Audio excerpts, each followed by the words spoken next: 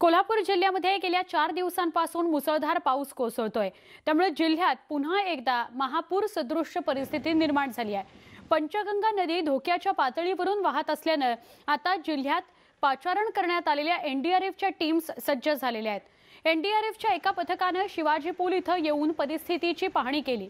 यावेळी सगळ्या यंत्रणा सज्ज असल्याचं टीम कमांडर नितेश कुमार यांनी म्हटलंय।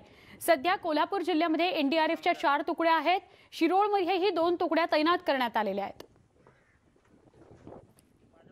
कोल्हापुर में 4 टीमों को डिप्लॉयमेंट है, जो कि 2 टीम जो है आपके कोल्हापुर सिटी में और 2 टीम शिरोल तहसील में डिप्लॉयड है ऑलरेडी।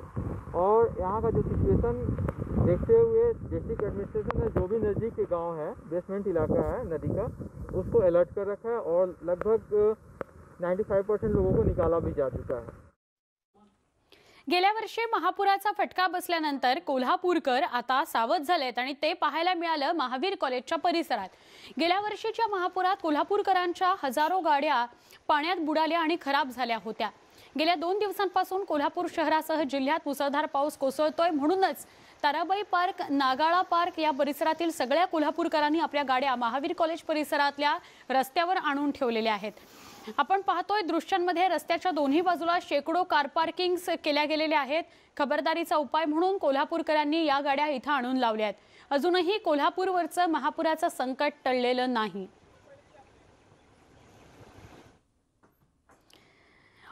सांगली जिल्ह्यातल्या वारणा आणि कृष्णा या नदीच्या पाणी पातळीमध्ये गेल्या 3-4 दिवसांपासून पाऊस सुरू आहे। संभाव्य महापुराचा धोका लक्षात घेऊन जिल्हा प्रशासन सतर्क झालेला आहे।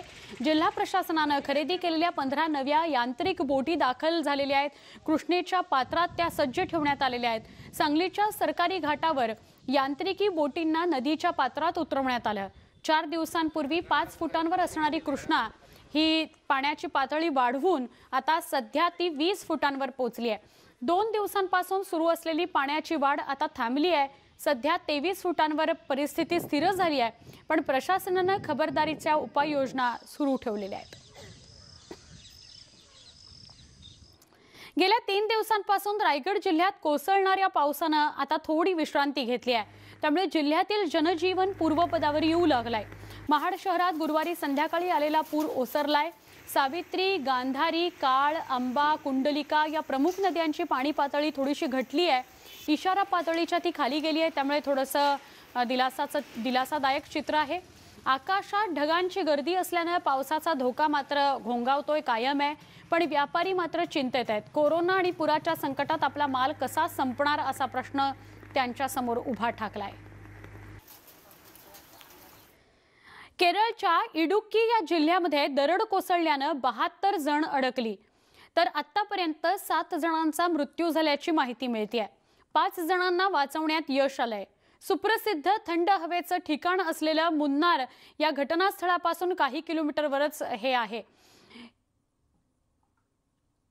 राजमाला केरळ इथली ही दृश्य आहेत। केरळच्या कॅबिनेट मंत्र्यांनी ही माहिती दिली आहे। एनडीआरएफच्या टीमसही घटनास्थळी दाखल झालेल्या आहेत। अडकलेल्यांपैकी बहुतांश चहाच्या मळ्यात काम करणारे कर्मचारी आहेत।